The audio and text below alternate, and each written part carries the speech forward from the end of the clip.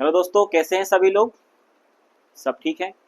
चलिए, तो आज हम पढ़ने वाले हैं इस पूरे वीडियो में न्यूमेरिकल क्वेश्चंस।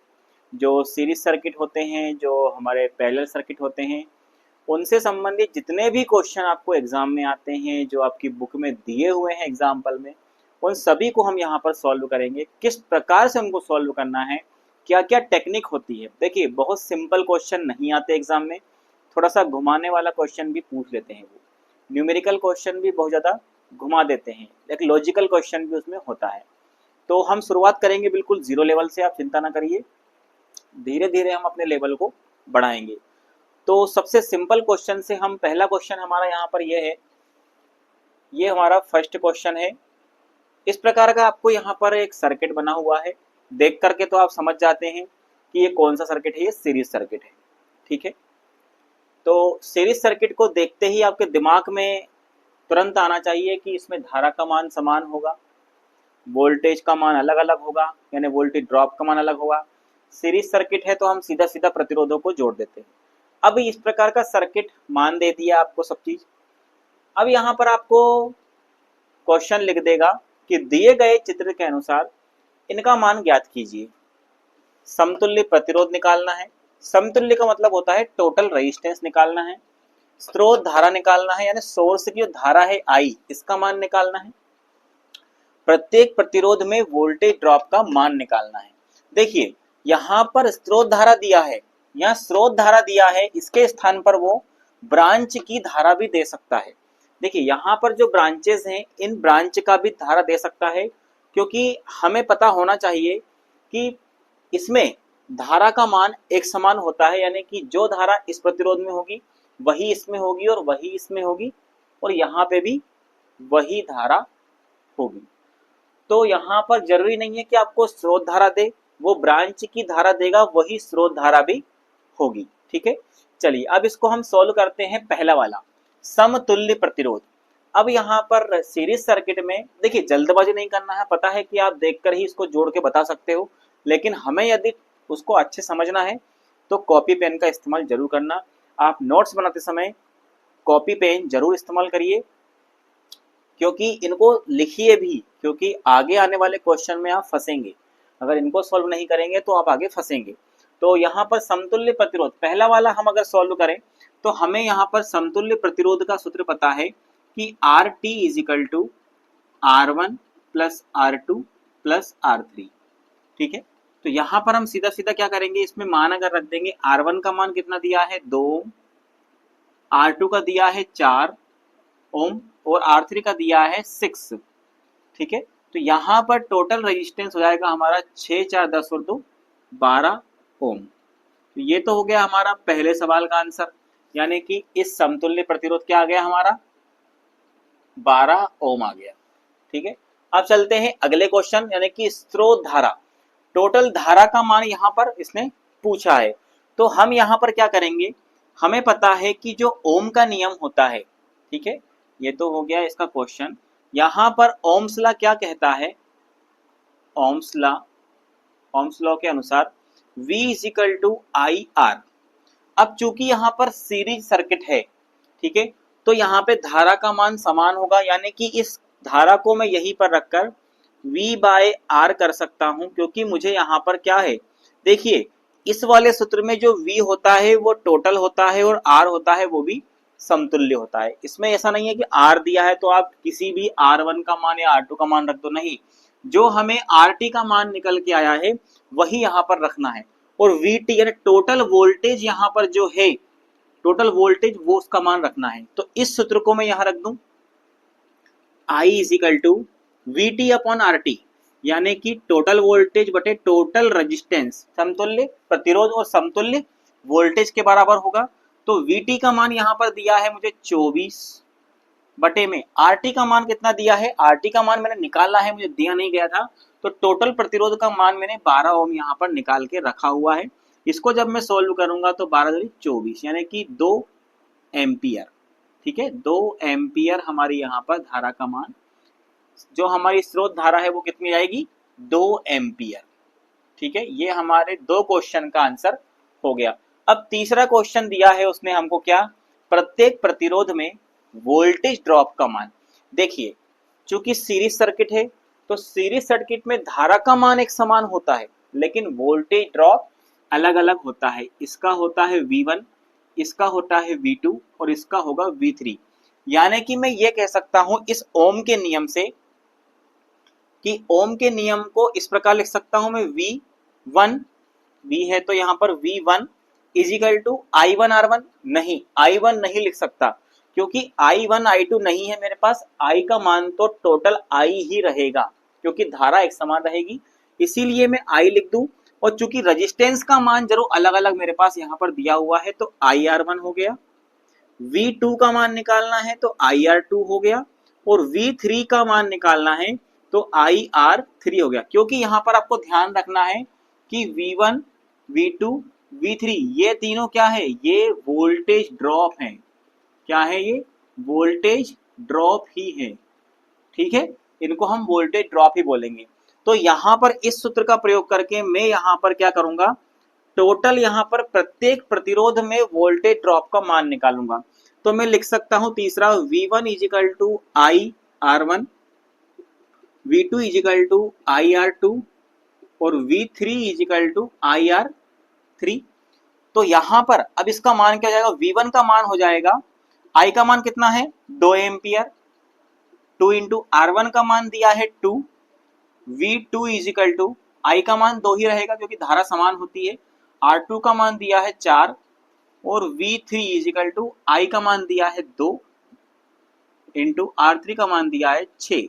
तो यहां पर देखिए आप V1 का मान आएगा 4 वोल्ट,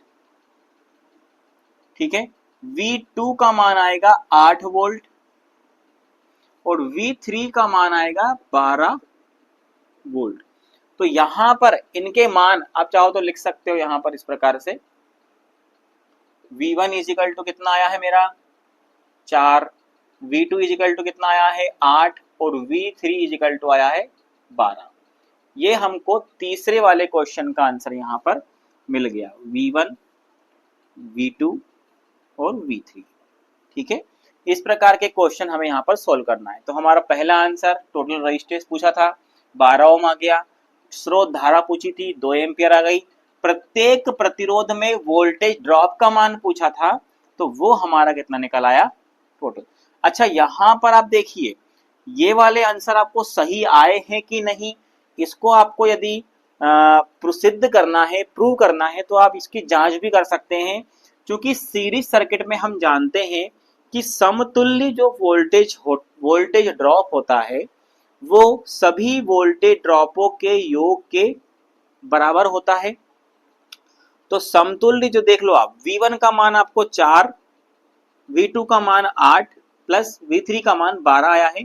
तो टोटल आप जोड़ोगे तो 12 और 8 20 और 4 24 वोल्ट, यानी 24 वोल्ट यहाँ पर आंसर आएगा। यानी कि यहाँ पर दिया था हमने टोटल कितना दिया था VT 24 और हमें प्राप्त भी कितना हुआ है 24 वोल्ट ही प्राप्त हुआ है। यानी कि टोटल वोल्टेज ड्रॉप कुल वोल्टेज ड्रॉपों के योग के समतुल्य होता है। ठीक है, तो इस प्रकार के क्वेश्चन भी आपको सोल्व करना है।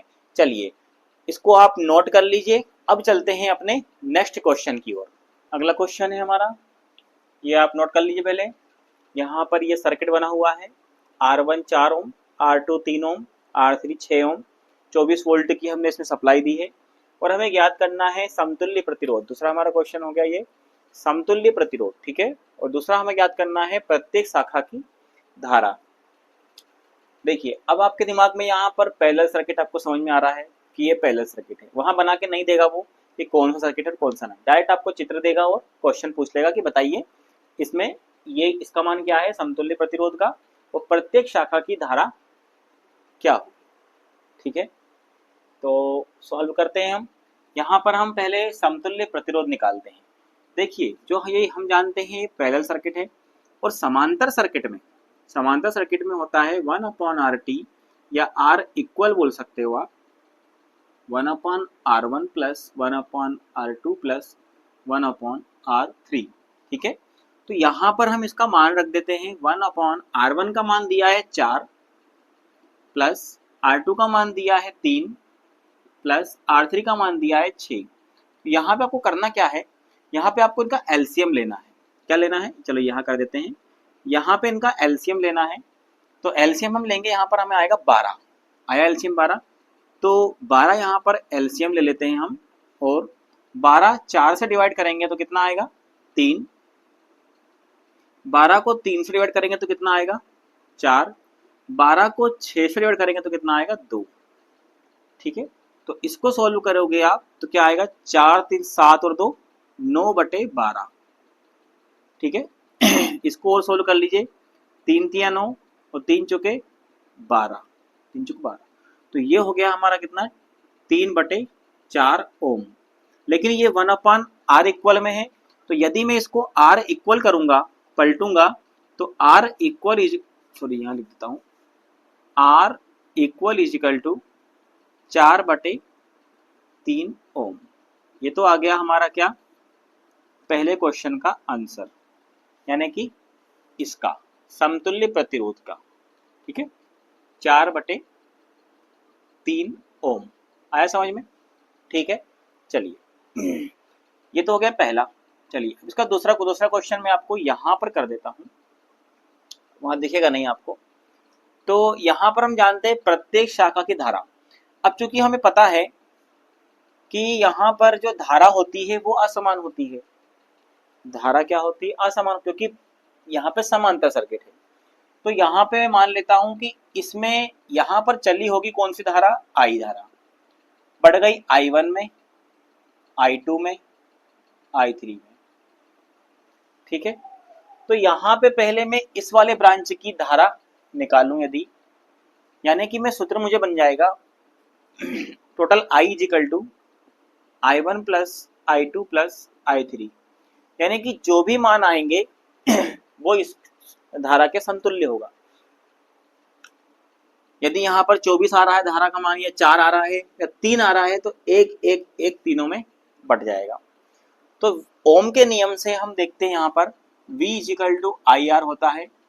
अब मुझे यहाँ पर I का मान निकालना है, तो I को मैं यहीं रखूंगा और V/R को यहाँ ले जाऊंगा। इसी प्रकार अगर I1 दिया है तो इसको I1 मान लूंगा, क्योंकि I1 निकालना है। तो I1 के सापेक्ष किसका मान निकालना है, R1 का, तो इसको निकाल लूंगा मैं, R1 हो जाएगा। क्योंकि वोल्टेज यहाँ पर मेरे पास समान होता है समांतर सर्किट में। दूसरा अगर मैं निकालूंगा तो V/R2 होगा, बराबरी पर I2 होगा। तीसरा निकालूंगा तो V/R3 होगा और बराबर I3 होगा। तो इन तीनों के मान मैं यहाँ पर रख देता हूं। I1 का मान कितना है, V/R1 प्लस V/R2, I2 का मान है, I3 का मान V/R3 हो जाएगा। तो यहाँ पर टोटल चल रहा है धारा का मान। ठीक है, R इक्वल लिख देता हूं मैं यहाँ पर, कोई दिक्कत नहीं है, R इक्वल। लेकिन मुझे निकालना है यहाँ पर किसका, अलग अलग ब्रांचेस का। तो यहाँ पर मैं क्या करता हूँ, अलग अलग ब्रांच का जब मुझे निकालना होगा तो V is equal to I1 R1 में यहाँ पर कर सकता हूँ, जिससे कि मुझे वोल्टेज ड्रॉप आएगा, वो तो मुझे वोल्टेज का मान निकलेगा। तो यहाँ पर पहले मुझे यहाँ पर क्या करना होगा, टोटल धारा का मान यहाँ पर निकालना होगा। ठीक है, कुछ गलती हो रही क्या, टोटल आ गया प्रत्येक शाखा की धारा I इजिकल टू V/R1। तो इसको अपन करते हैं यहाँ पर, ऐसा नहीं करते हैं, इसको यहाँ से मिटा देते हैं, थोड़ी सी गलती हो रही है, पहले आप अच्छे देख लेना, इसके बाद उसको अपनी कॉपी में आप उतारना। ठीक है, देखिए यहाँ पर अगर मुझे I1 का मान निकालना है, I इजिकल टू V/R1 करना पड़ेगा। ठीक है, इसी प्रकार से अगर I2 करना है, सॉरी I2 करना है, इसका मान निकाल ले पहले I1 का। I1 का मान कितना आएगा, V कितना दिया है 24 दिया है, R1 का मान दिया है कितना 4, तो यहां पर मैं 4 निकाल लूंगा, तो आंसर आएगा मेरा 6 एम्पियर। कितना आएगा, 6 एम्पियर। ठीक है, I2 का मान निकालना है तो V/R2 करना पड़ेगा, 24/R2 का मान कितना है 3, यानी इस ब्रांच का निकाल रहे हैं हम। ठीक है, इसका मान आएगा कितना 8 एम्पियर। और I3 का मान निकालना है तो V/R3 होगा तो यहाँ पर 24/6 इसका निकालना है, तो आएगा मेरे को 4 एम्पियर। देखिए अभी अपन जो कर रहे थे ना, वो अपन कर रहे थे कि अपने को समतुल्य धारा अगर पूछी होती, उसने क्या पूछी होती, इसमें एक और ऑप्शन, अगर उसने समतुल्य धारा पूछी होती, चलिए बढ़ा ही देता हूं मैं, वो हमने इतना कर ही लिया था, समतुल्य धारा। तो याद रखना, जिस प्रकार से सीरीज सर्किट में समतुल्य वोल्टेज जो होता है ना, समतुल्य वोल्टेज ड्रॉप, वो सभी ब्रांचों के वोल्टेज ड्रॉप के योग के बराबर होता है। उसी प्रकार समांतर सर्किट में जो टोटल धारा होती है, समतुल्य धारा, इन सभी ब्रांच में धाराओं का जो मान होता है ना, उनके समतुल्य होती है। यानी कि यहाँ पर टोटल यदि मुझे निकालना है तो I equal is equal to I1 का मान आ रहा है 6, I2 का मान आएगा 8, I3 का मान आया था 4, टोटल निकलेगा 8 4 12 और 6 18 एम्पियर। ठीक है, कितना आएगा, 18 एम्पियर। तो इसमें आप सवाल और बढ़ा भी सकते हैं, प्रत्येक ब्रांच की धारा तो निकाल दो आप, 6 8 और 4, यहां भी लिख देता हूं। तो एक आंसर मेरा ये हो गया और एक आंसर हमारे ये हो गए 6 8 4, और एक आंसर हो गया 18 एम्पियर। यदि आपको ये वाला पूछ ले तो ये वाला, ये हालांकि हमने पूछा नहीं था एक क्वेश्चन में, लेकिन जब हमने इतना लिख लिया था तो हमने इसको बढ़ा लिया है। ठीक है, यहाँ पे आपको ओम का नियम जरूर याद रखना है, उसी के द्वारा ये तो आप निकाल लोगे, लेकिन ये वाला सूत्र भी आपको निकालने होंगे। हमें जो पूछा है अपने से वही निकालना है, हमें फालतू उसमें नहीं फंसना है। ठीक है, चलिए इसको भी आप नोट कर लीजिए अच्छे से। ये यहाँ पे किया है पहले, दूसरा वाला यहाँ कर दिया हमने, और तीसरा आंसर ये यहाँ पर आया था। ठीक है, इनको नोट कर लो आप अच्छे से, फिर हम चलते हैं अपने अगले क्वेश्चन की ओर। चलिए अगला क्वेश्चन इंपॉर्टेंट दिख रहा है आपको यहाँ पर। ठीक है, इसको पहले आप बनाइए अच्छे से अपनी बुक में, नोटबुक में। यहाँ पर ये रेजिस्टेंस लगे हैं दो, R1 R2, 12 वोल्ट की बैटरी से जुड़ा है एक पॉइंट, और एक पॉइंट अर्थिंग से जुड़ा है जीरो पोटेंशियल पे। तो और एक रेजिस्टेंस का मान है 4 किलो ओम, R2 का मान यानी कि दूसरे रेजिस्टेंस का मान है 2 किलो ओम। ठीक है, तो यहाँ पर जो इन दोनों रेजिस्टेंस के बीच में ये जो वायर लगा है, इस वायर के बीच में ये VA का मान पूछ रहा है, यानी कि यहाँ पर जो वोल्टेज प्राप्त होगा इस रेजिस्टेंस के बाद में, वो कितना प्राप्त होगा। तो एक बात आप समझ लीजिए कि यदि रेजिस्टेंस यहाँ पर लग गया तो 12 से कम ही आएगा यहाँ पर मान, क्योंकि कुछ वोल्टेज ड्रॉप इसमें भी होगा। अब यहाँ पर इस चित्र को देख करके मुझे एक ध्यान आ रहा है कि इसमें धारा का मान नहीं दिया है। ठीक है, अगर हम यहाँ पर इसका वोल्टेज ड्रॉप भी निकालें तो I1 R1 होगा, है सीरीज में कोई दिक्कत नहीं है, I R1 होगा, लेकिन I का मान दिया नहीं है। तो जहां I का मान ना दिया रहे वहां पर हम किस नियम का प्रयोग करेंगे, वहां पर हम करेंगे भैया किसका, धारा का मान जहां नहीं दिया है वहां पर करेंगे हम वोल्टेज विभाजन नियम का प्रयोग। ठीक है, किसका प्रयोग करेंगे, वोल्टेज विभाजन। पिछली वीडियो में हमने पढ़ा है, जिसने वो वीडियो नहीं देखी है तो डिस्क्रिप्शन में लिंक है भैया, जाकर के देख लेना। वोल्टेज विभाजन नियम। ठीक है, वोल्टेज विभाजन नियम हमारा क्या कहता है भैया कि V1 is equal to total voltage into R1 upon R1 plus R2। ठीक है, अब यहाँ पर देखिए आप, मुझे इस रेजिस्टेंस से मतलब नहीं है, इसमें कितना वोल्टेज ड्रॉप हो रहा है मुझे उससे कोई मतलब नहीं, क्योंकि मुझे इस रेजिस्टेंस के पहले पूछा गया है कि इस रेजिस्टेंस के पहले बताइए वोल्टेज का मान कितना था। वोल्टेज चला हमारा 12 वोल्ट का, लेकिन इसमें कितना ड्रॉप हो गया कि इस वायर के या इस रेजिस्टेंस के बाद में मुझे इन दोनों के बीच इस पॉइंट पे कितना वोल्टेज प्राप्त होगा। यदि मैं यहाँ पर वोल्टमीटर लगा दूं तो मुझे इस पॉइंट के बीच में कितना वोल्टेज मिल रहा है वो मुझे इसमें ज्ञात करना है।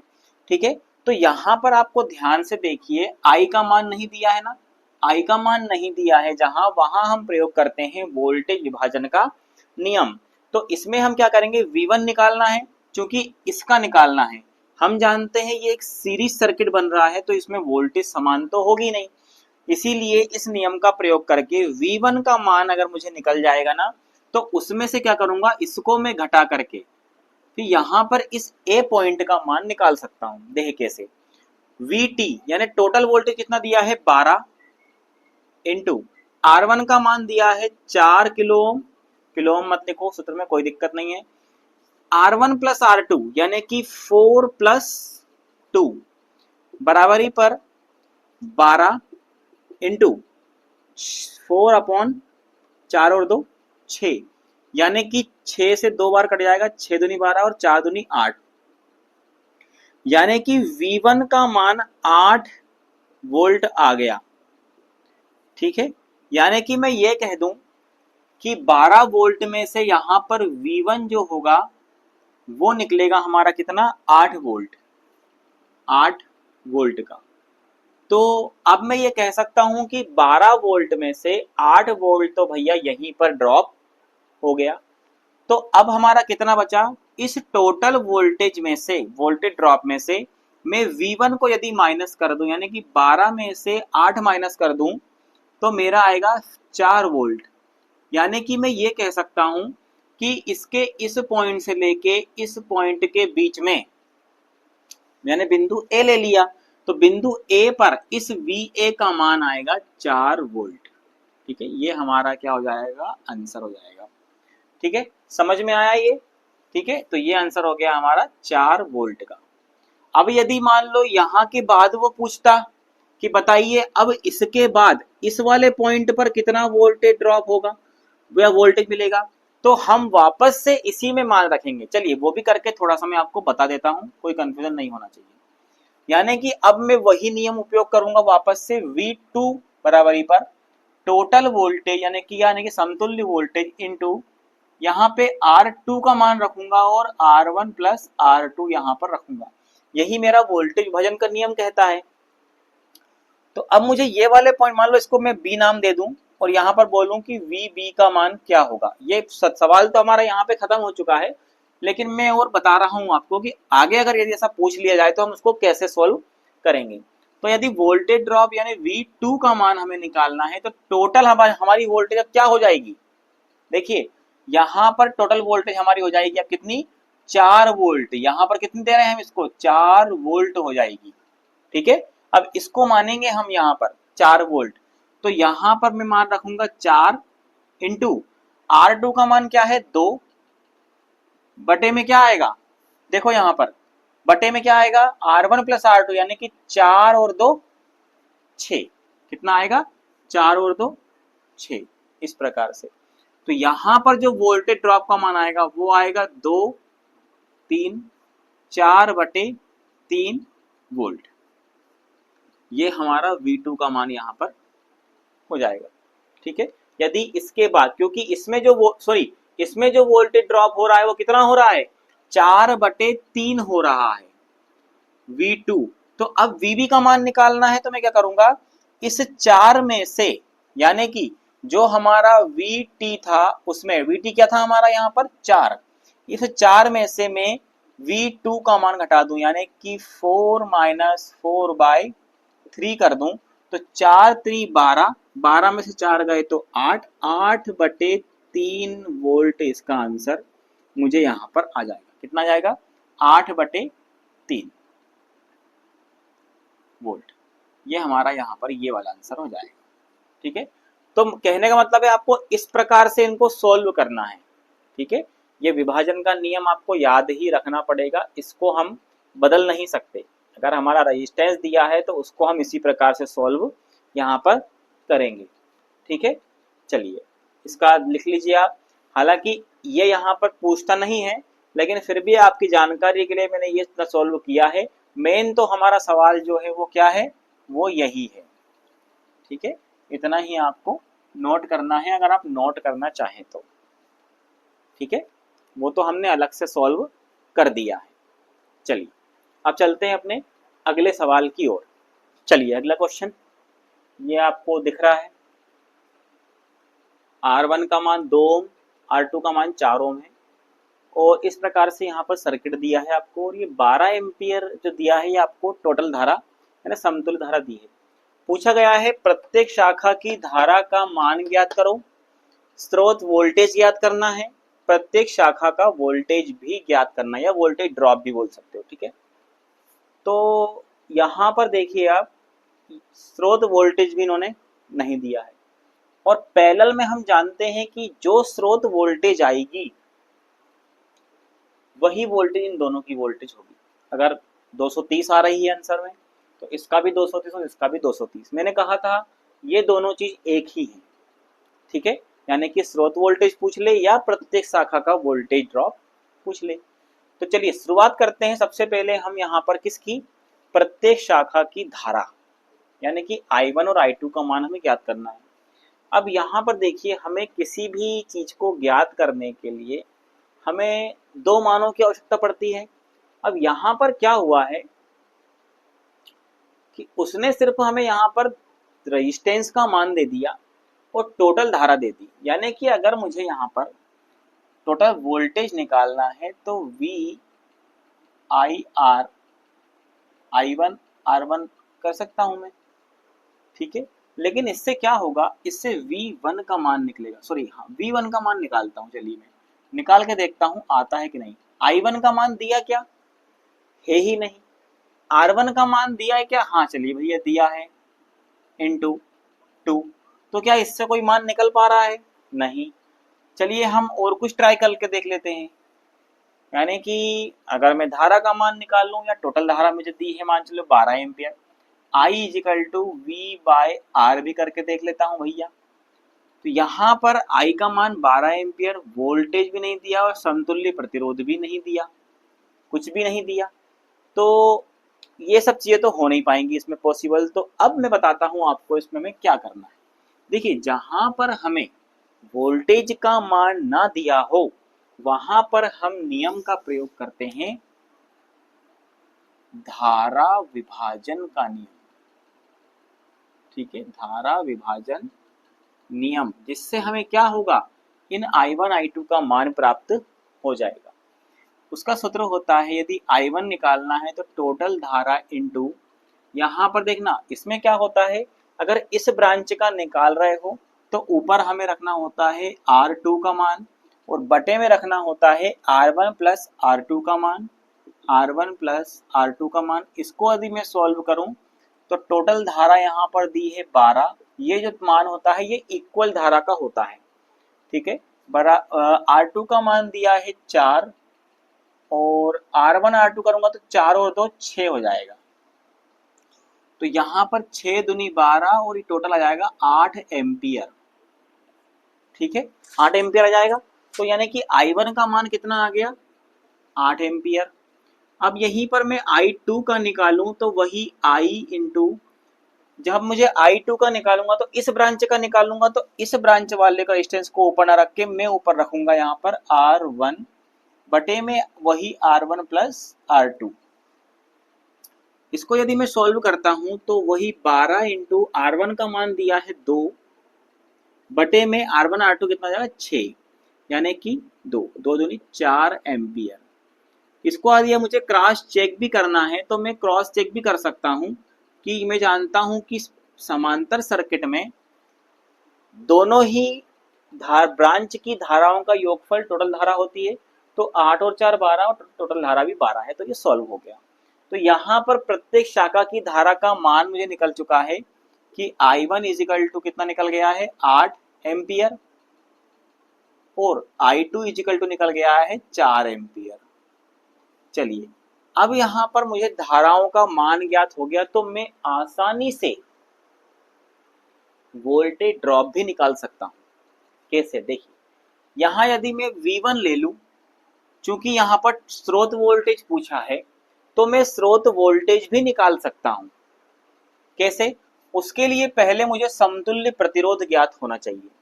चलिए समतुल्य बहुत सारी विधियां हैं तो हम सीधी सीधी विधियां करते हैं।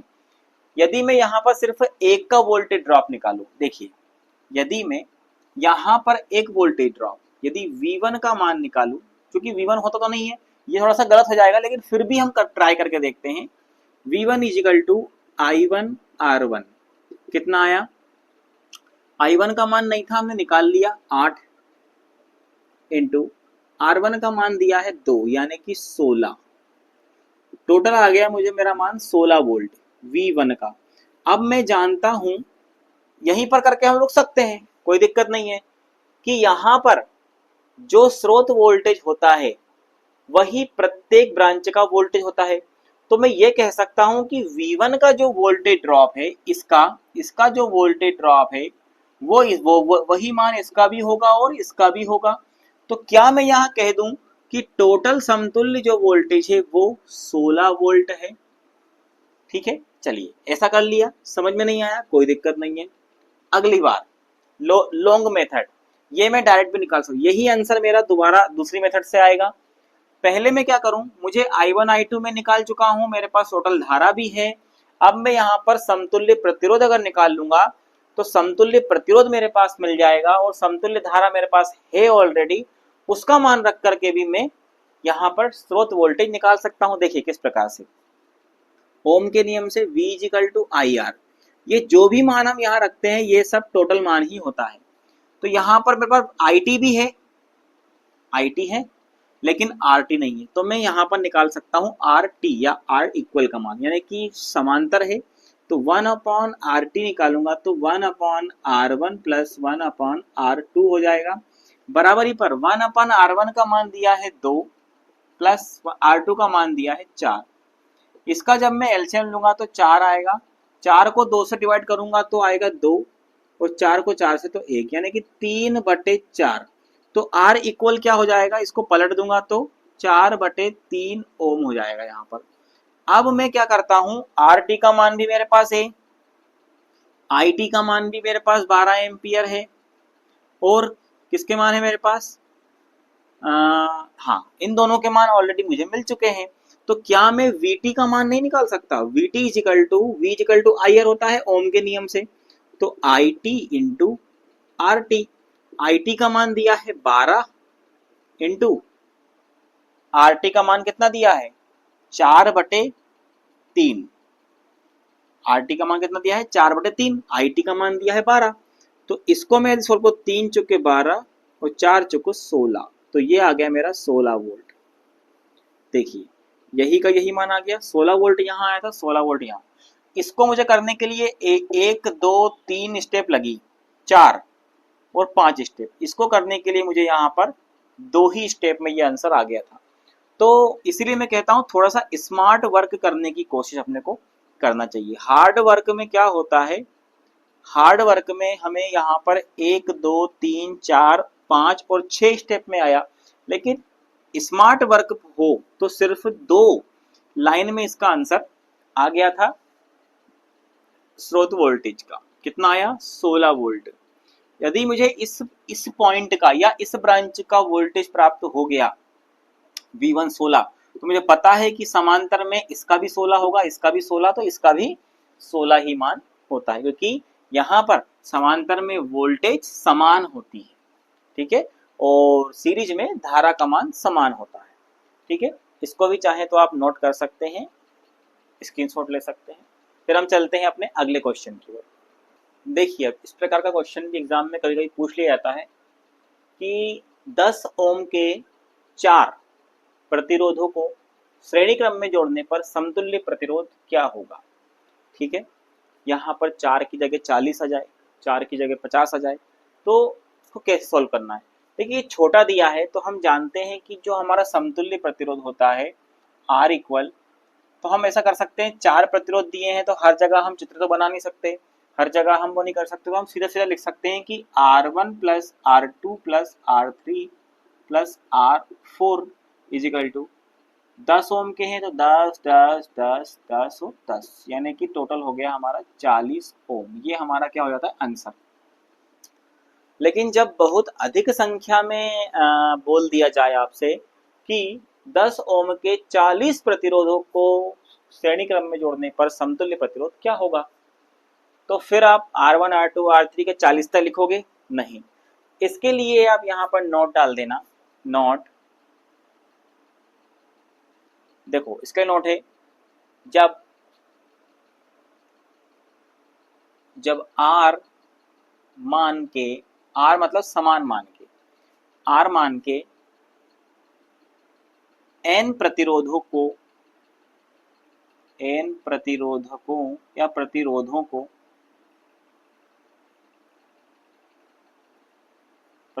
को जोड़ा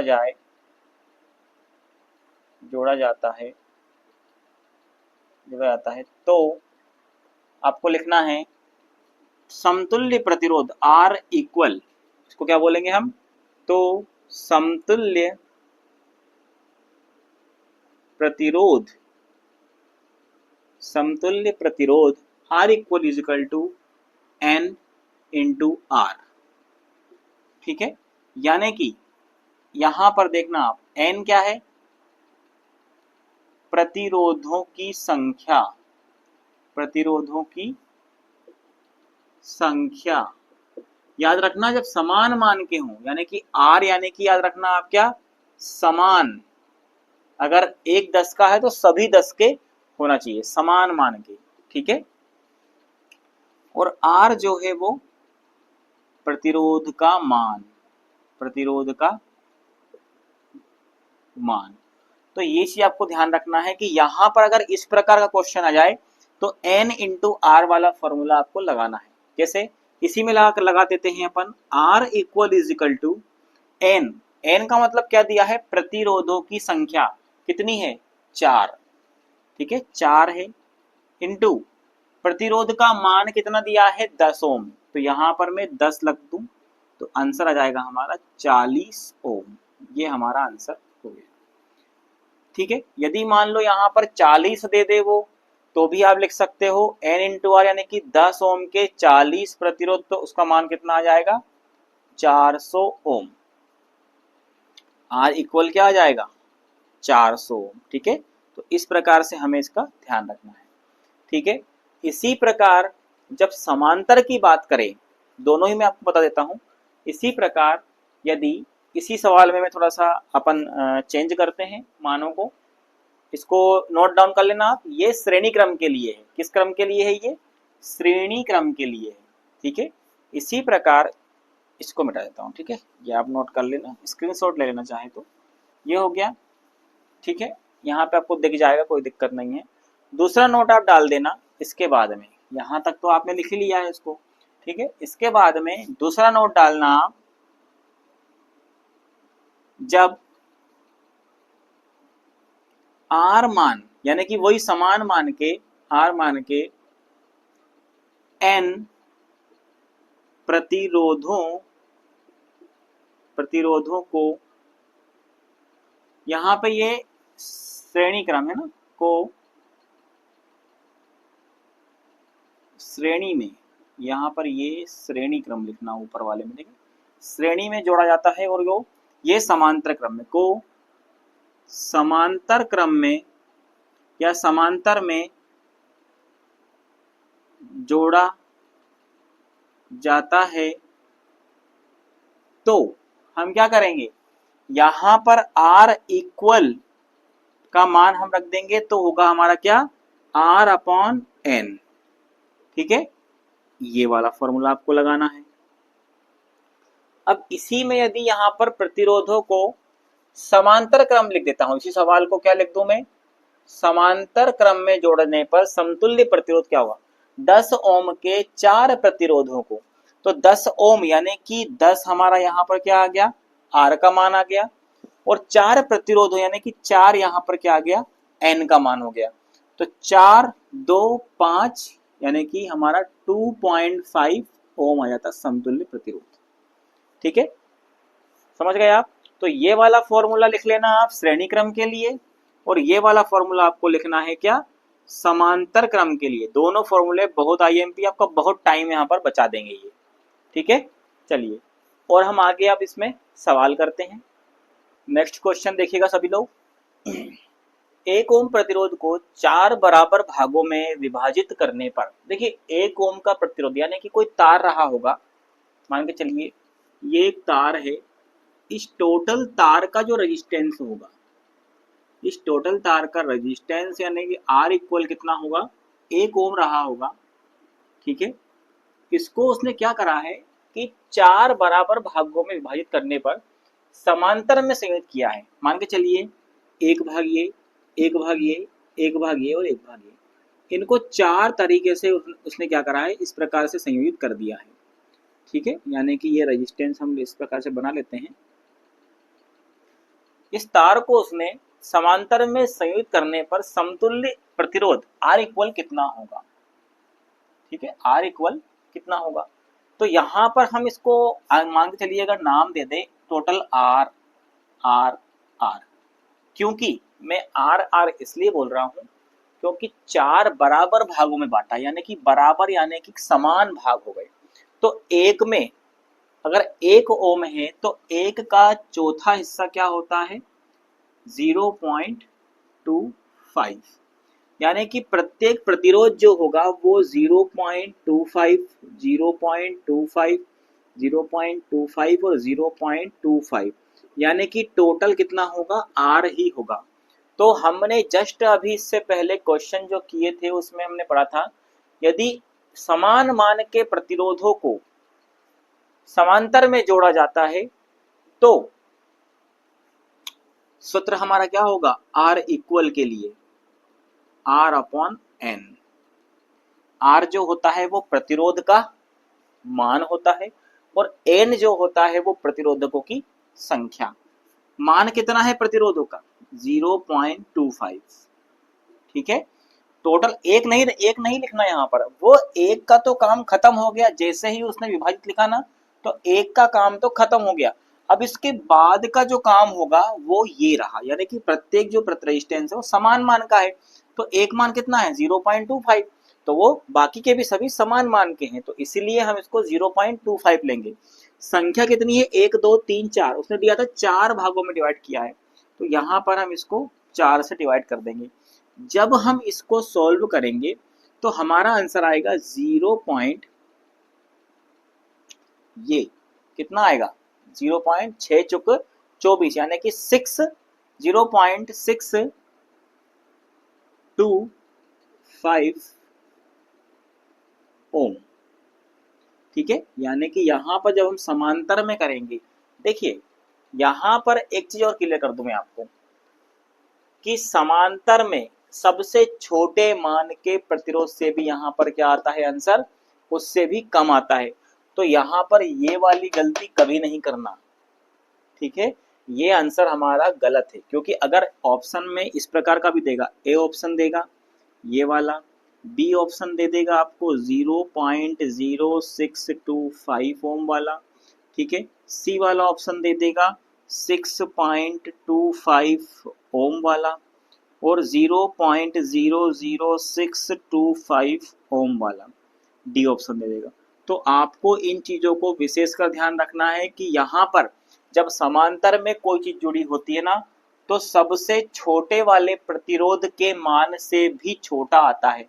अब आप मुझे स्वयं बताएंगे कि 0.25 बड़ा है या 0.62 बड़ा है। देखिए 6.2 बड़ा है, तो सीधी बात है ये वाला आंसर तो हमारा हो ही नहीं सकता, ठीक है। इसीलिए जब आप करें तो यहाँ पर इन दोनों को ना लें, सिर्फ एक ही को लें, तो इसीलिए आपका आंसर आएगा 0.0625 ओम, ठीक है। हम ये गलती कभी ना करें, क्योंकि यदि हमें इसकी थ्योरी पता है कि प्रतिरोध यदि समांतर में जुड़े हैं तो इनमें जो प्रतिरोध सबसे छोटा होता है उस प्रतिरोध के मान से भी छोटा हमारा आंसर आता है। 0.25 है तो इससे भी छोटा आंसर आएगा। अब बताइए 0.25 बड़ा है कि 0.06, तो 0.06 छोटा है, 0.25 जो है वो बड़ा है, तो आंसर हमारा ये वाला नहीं हो सकता, आंसर हमारा होगा ये, ठीक है। तो इसको जब आप सॉल्व करेंगे तो 0.0625 ओम ये हमारा आंसर होगा, ठीक है। चलिए आगे बढ़ते हैं। अब नेक्स्ट क्वेश्चन हम देख लेते हैं कि इस प्रकार का क्वेश्चन है आपके सामने कि 12 ओम प्रतिरोध वाले तार को मोड़कर एक समबाहु त्रिभुज बनाते हैं, तो त्रिभुज के दो सिरों के मध्य समतुल्य प्रतिरोध क्या होगा। दो सिरे यानी कि मान के चलिए ये x और y, हमें यहाँ पर इसको ऐसा दे देगा आपको एग्जाम में, दो सिरों यहाँ पर वो x या y भी दे सकता है, x y के मध्य। तो इस प्रकार के क्वेश्चन को आपको किस तरह से सॉल्व करना है वो थोड़ा सा आप यहाँ पर समझ लीजिए। ठीक है, देखिए जब हम इस सर्किट को, ये कोई तार रहा होगा 12 ओम का, उसको इन्होंने मोड़ करके आकार दे दिया है समबाहु त्रिभुज का। तो समबाहु त्रिभुज आप समझिए, यहां से मान के लिए मैं कोई बैटरी को यहां से कनेक्ट करता हूं, ठीक है, बैटरी को यहां से कनेक्ट करूंगा या ना भी करूं, ठीक है, तो हम समझने के लिए सिर्फ यहाँ पर एक बैटरी लगा रहे हैं। तो धारा देखिए इसमें क्या होगा, जो धारा का मान होगा वो यहां से चलेगा और यहां तक तो आई धारा ही आएगी। कितनी आएगी, आई धारा ही आएगी। लेकिन यहां पर जाके आप देखिए धारा दो भागों में डिवाइड हो जाएगी, एक धारा इस साइड जाएगी और एक धारा इस साइड। यहां पर हम मान के लिए ये I1 धारा इधर निकल गई, ये I2 यहां निकल गया। तो ध्यान से देखने पर हमें पता चलेगा कि ये जो सर्किट है हमारा ये वाला, यहां देखिए आप, धारा यहाँ ये इधर जाएगी तो यहां से इस तरफ आएगी, ये भी धारा I1 ही रहेगी। यानी कि इन दोनों सर्किट में, इन दोनों प्रतिरोधकों में धारा देखिए श्रेणी क्रम में यहाँ पर हमें समझ में आ रहा है कि धारा का मान इन दोनों में एक समान रहेगा। ठीक है, ये चीज को आप विशेष करके ध्यान देना। ये जो दोनों हमारे सर्किट हैं ये वाले, ये हमेशा ये याद रखिए सीरीज में रहेंगे। ठीक है, तो यहां पर इन दोनों का प्रतिरोध क्या हो जाएगा, 4 और 4 8 ओम हो जाएगा। तो ये हमारा सर्किट कुछ इस प्रकार का बन जाएगा, कुछ इस प्रकार का। हम इसको अगर मोड़ दें इस प्रकार से तो कुछ इस प्रकार का ये बन जाएगा। यानी कि इन दो प्रतिरोधकों की जगह मैं सिर्फ एक प्रतिरोधक लगा दूं 8 ओम का, क्योंकि यहां पर अगर मैं इसका समतुल्य प्रतिरोध निकालूं तो कितना होगा, 4 + 4 होगा, यानी कि 8 ओम होगा। किसका होगा, ये सिर्फ इन दोनों का। ठीक है, अब ये नीचे एक प्रतिरोधक लगा है, तो ये प्रतिरोधक के समांतर क्रम में ये आपको कुछ इस प्रकार से यहाँ पर अब दिखने लग जाएगा। तो ये दोनों देखिए एक दूसरे के समांतर में हो गए, तो ये इसका मान था 4 ओम। तो अब यहाँ पर देखिए ना हमें धारा का मान दिया है ना वोल्टेज का मान दिया, सिर्फ समतुल्य प्रतिरोध ही पूछा है। तो अब ये क्या आ जाएगा, समांतर क्रम में आ जाएगा। 1/8 + 1/4, 8 आ जाएगा हमारा क्या एलसीएम, 1 + 2 आ जाएगा, 1 + 2 3/8। अगर हम इसको पलटेंगे तो R = टू आ जाएगा 8/3 ओम। ये हमारा इसका आंसर हो जाएगा। ठीक है, ये यहां पर आपको ऐसा नहीं करना है कि इन तीनों को ही सीरीज में ले लें आप, नहीं, यहां से देखिए यहां से दो ब्रांचेस निकली ना, एक ब्रांच तो ये है और एक ब्रांच ये, लेकिन ये वाली जो ब्रांच आपको दिख रही है ये वाली, ये श्रेणी क्रम ही है। क्योंकि तार को देखिए, तार को इस प्रकार से मोड़ा गया है, तार को मोड़ा गया है, जिसके कारण ये दोनों क्या होते हैं, श्रेणी क्रम में आ जाते हैं और ये हमारा इन दोनों के समांतर में आ जाता है। तो इसको भी आप नोट डाउन कर लीजिएगा। इसके बाद चलते हैं अपने अगले क्वेश्चन की ओर। क्वेश्चन है हमारा ये, 18 ओम प्रतिरोध तार को मोड़कर एक वृत्त बनाते हैं, तो वृत्त के किसी एक व्यास के दोनों सिरों के मध्य का प्रतिरोध ज्ञात कीजिए। यानी कि ये व्यास है, ये इसके दोनों सिरों के मध्य का प्रतिरोध हमको ज्ञात करना है कि इसका प्रतिरोध कितना होता है। तो यहां पर आपको मान दिया है सिर्फ एक 18 ओम का, और नाम दिया है वृत्त का, और एक नाम और दिया है व्यास। तो आप इन तीनों शब्दों को पकड़िए। पहले तो इन तीनों शब्दों में हम ये समझें कि इसको हम बांटेंगे कैसे। तो कोई भी वृत्त का व्यास, आपको याद रखना है, कोई भी वृत्त हो, सर्कल हो, उसका व्यास किसी वृत्त को दो बराबर भागों में बांटता है। देखिए यहां लिख देता हूं मैं, व्यास वृत्त को दो बराबर भागों में बांटता है। तो क्या होगा, हमारा प्रतिरोध भी दो बराबर भागों में बट जाएगा, यानी कि इतने तार का रेजिस्टेंस अलग होगा और इतने तार का रेजिस्टेंस अलग होगा, यानी कि बराबर भागों में बढ़ जाएगा। तो 18/2 यानी कि 9 ओम का हमारा प्रत्येक रेजिस्टेंस हो जाएगा। तो मैं यहां लिख सकता हूं 9 ओम, और ये भी कितना होगा, 18 में से 9 गए तो 9 ओम, ठीक है, 9 ओम। तो अब यहां पर ये जो सर्किट हो गया, ये हमारा दिखने लगा मुझे कैसा, ये मुझे दिखने लगा है अब समांतर दिखने लगा। क्या दिखने लगा, समांतर सर्किट दिखने लगा है। तो बस कुछ नहीं है, हमने पढ़ा है कि जब समान मान के प्रतिरोधकों को जोड़ा जाता है तो उसका सूत्र क्या होता है, R/N। टोटल इक्वल रेजिस्टेंस क्या होगा, R/N। तो R का मान दिया है 9, N दिया है कितने प्रतिरोधक है, 2, तो ये आ जाएगा हमारा 4.5 ओम, इसका टोटल रेजिस्टेंस आंसर आ जाएगा। ठीक है, इनको सॉल्व करेंगे तो आप, ठीक है। एक क्वेश्चन में अगर ऐसा भी दिया रहा है तो भी ठीक है, ये वाला लगा देना, वरना सॉल्व करके अगर दे तो इस प्रकार का भी हमें लगा देना है। ठीक है, तो इस प्रकार के क्वेश्चन को भी हमें सॉल्व करना है, ये एग्जाम में बनते हैं। सब सरल सरल नहीं होते, हम धीरे धीरे हमारा क्या करेंगे, लेवल बढ़ाते जाएंगे, और अभी हम लेवल और इसको बढ़ाएंगे।